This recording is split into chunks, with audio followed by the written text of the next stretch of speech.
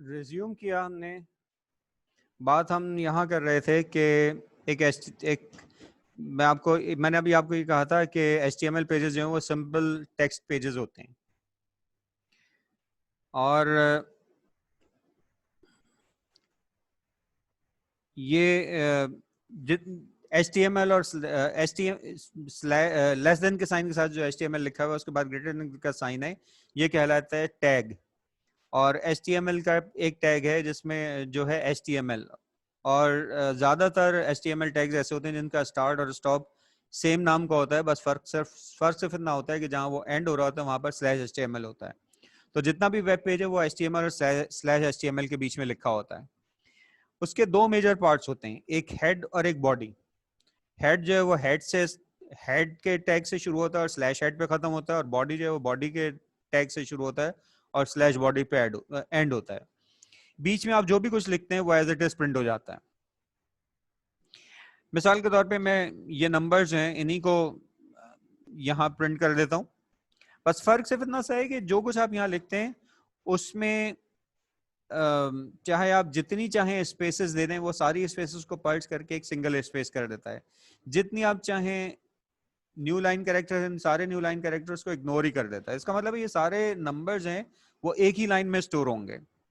और ये है एक सिंपल टेक्स्ट फाइल, नोटपैड की मदद से कर रहा हूँ, और उसको बनाने के लिए सेव एज लिखेंगे। सेव एज के बाद इसका नाम abc.html देंगे। इसको इन्वर्टेड कॉमास में कर लें तो ज्यादा, इसके जो इसके आगे .html लगाता है वो नहीं लगाएगा। दूसरा तरीका ये हो सकता है कि आप उसको यहाँ पे सेव एज टाइप में एस्टिस कर दें, तब भी वो ऐसे ही करेगा। और देखें इसकी एनकोडिंग जो है वो UTF-8 है, यानी यूनिकोड एनकोडिंग स्कीम। इसकी एनकोडिंग स्कीम यूनिकोड है। अब मैंने इसको सेव किया तो ये फाइल बन गई। अब ये जहां मैंने सेव किया है मैं वहां जाकर और शेयर स्विच कर रहा हूं।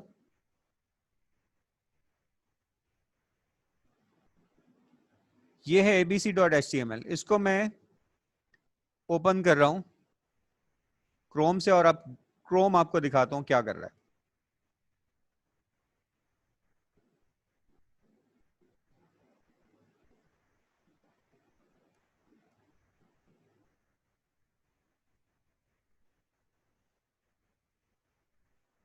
क्रोम, ये रहा क्रोम।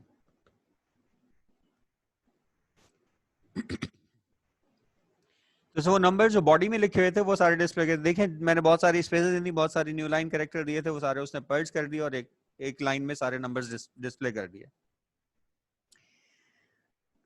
अब मैं वापस शेयर कर रहा हूं आपके साथ नोटपैड।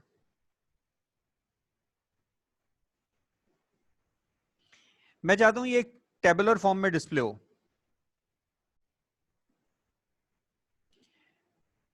तो इसको टेबल के फॉर्म में डिस्प्ले करने के लिए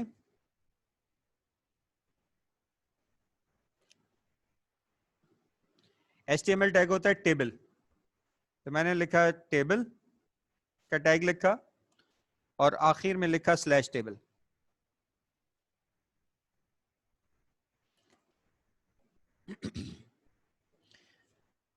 अच्छा, इस टेबल और हर टेबल में कुछ रोज होती हैं। रोज जो है वो TR और /TR के बीच में इनक्लोज होती हैं। अब मुझे इस रो में ये 1 और 1 डिस्प्ले करना है, तो मैं लिखूंगा 1 और 1 इस TR और /TR के बीच में। लेकिन इसको अलग अलग सेल्स में डिस्प्ले करना है। उस अलग सेल में डिस्प्ले करने के लिए TD और /TD यूज होता है। तो मैंने TD यूज किया पहली वैल्यू के, पहली वैल्यू के शुरू में TD और पहली वैल्यू के बाद /TD। और इस तरह से दूसरी वैल्यू के लिए भी TD और फिर /TD। तो इसी तरह से जितनी ये नीचे जो लाइनें लिखी हुई हैं ये सारी की सारी इसी तरीके से TD और TR और /TR के बीच में TD और /TD के पेयर्स लिखे जाएंगे। तो वो टेबल क्रिएट करेगा। तो मैं इसके नीचे जितने भी वैल्यूज लिखी हुई हैं इनको मैं सबको कन्वर्ट कर देता हूं TD और /TD, TR/TR और TD/TD के इसमें। और सबसे शुरू में तो ये x और y थे टॉप पे, मैंने x और y कर दिया और td/td कर दिया। ये मैंने फाइल सेव कर दी और अब मैं शेयर स्विच कर रहा हूं, दोबारा क्रोम पे जाते हैं और इस फाइल को रीलोड करते हैं। अब ये टेबल के फॉर्म में डिस्प्ले हो गया। अच्छा, लेकिन आपने देखा कि पीछे है ये प्योर टेक्स्ट फाइल और कुछ नहीं है ये।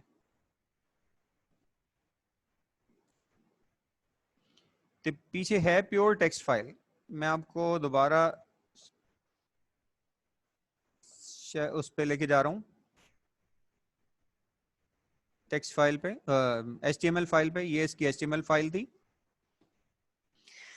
अच्छा देखें, शुरू में HTML head slash head body table ये सब चीजें, यहां तक की चीजें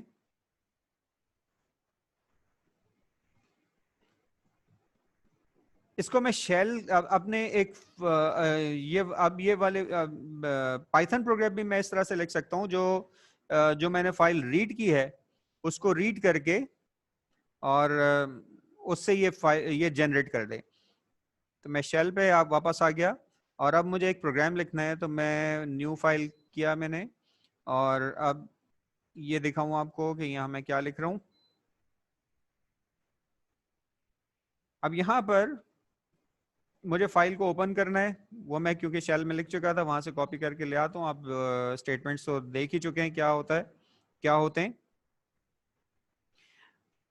अब मैं एक फाइल को रीड करूंगा,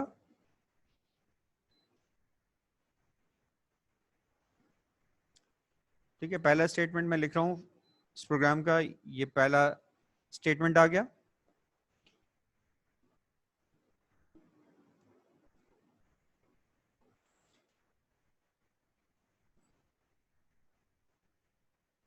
रीड करने के बाद इसके सारी वैल्यूज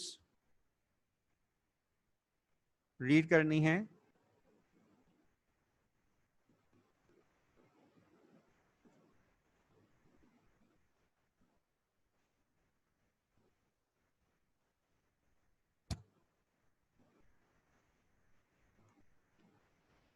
और a is equal to x dot read lines भी रह गया है, उसको भी लिख देते हैं।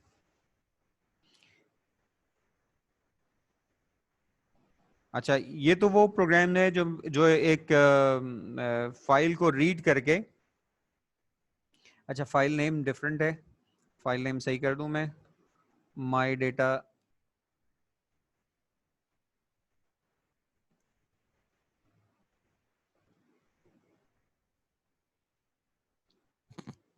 ये फाइल रीड होगी, इसकी सारी लाइंस रीड होंगी और इसको स्प्लिट करेगा, स्प्लिट करके ये प्रिंट कर रहा है। लेकिन अब मैं इसको ये चाहता हूं कि बजाय स्क्रीन के ऊपर प्रिंट करने के ये एक टेक्स्ट फाइल में राइट कर दे इन चीजों को।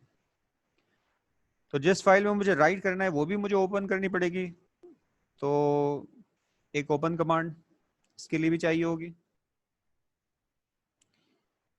ये ओपन कमांड आ गई और नाम इसका हम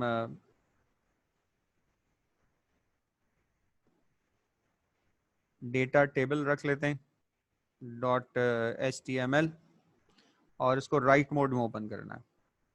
अब मेरे पास एक फाइल f के नाम से एक्सेसिबल है, दूसरी a के नाम से, x के नाम से, एक f के नाम से। तो x में से मैंने सारी लाइंस रीड कर ली और अब मुझे और ये मुझे लिखवानी है f में। लेकिन मैं f में सबसे पहले राइट करवाना है मुझे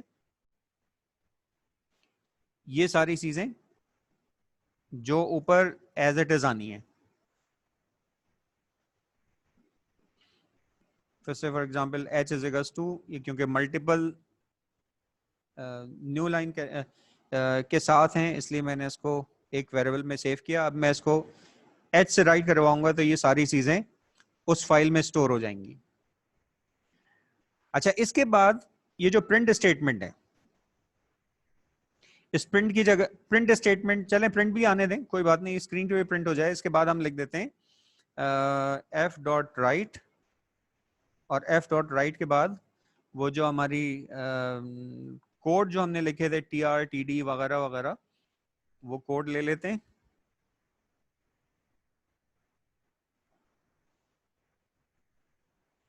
और इसको हम कर दें, और इनकी जो वैल्यूज आ रही हैं, इन वैल्यूज की जगह पे प्लेस होल्डर्स लिख देते हैं।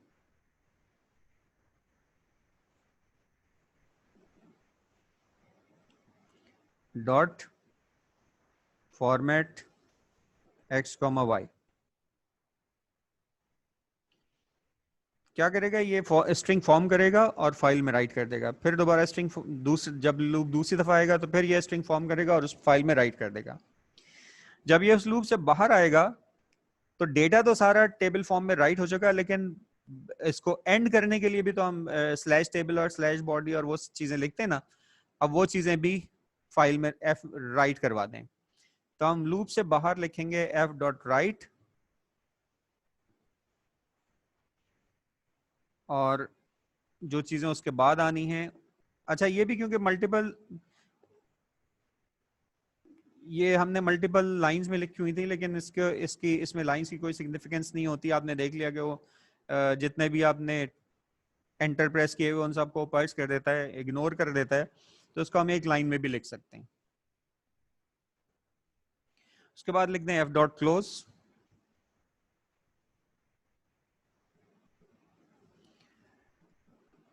और फाइल का नाम क्या क्रिएट होगा, डेटा टेबल डॉट HTML। तो अब हम इसको रन करके, और अगर इसमें कोई मिस्टेक ना रह गई हो, और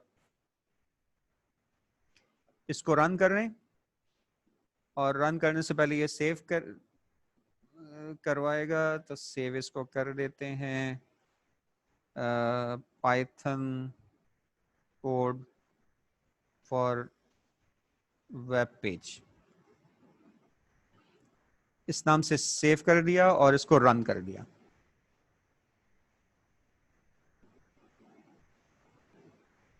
invalid with base x with base 10x। Okay, इसने एक एरर मैसेज दिया था। अच्छा, मैंने वो स्विच नहीं किया था, मैं आपके से स्विच भी कर दूंगा। देखें, इसने एरर ये दिया था कि जो रीड कर रहा है ये x, वो पहली लाइन भी रीड कर रहा है। पहली लाइन नहीं करनी मुझे, पहली लाइन छोड़ के ऑनवर्ड रीड करना है। तो ये काम हम उसमें भी कर चुके हैं, लिहाजा हम इसको फिर दोबारा इसको रन करते हैं। सेव किया, इसको रन किया, और अब ये रन हो गया। और मैं शेल पे दिखा दिया मैंने आपको, शेल पे ये आया था। और अब मैं जल्दी से स्विच करके और आपको वो दिखा दूं, न्यू शेयर, और ये डेटा टेबल डॉट HTML ये इसने क्रिएट किया है। इसको ओपन कर लें क्रोम से, और मैं आपको जल्दी से स्विच करके दिखा दूं कि क्रोम पे क्या आया, क्योंकि टाइम ऑलमोस्ट एंड हो गया है। और क्रोम ये आ गया। तो ये जनाब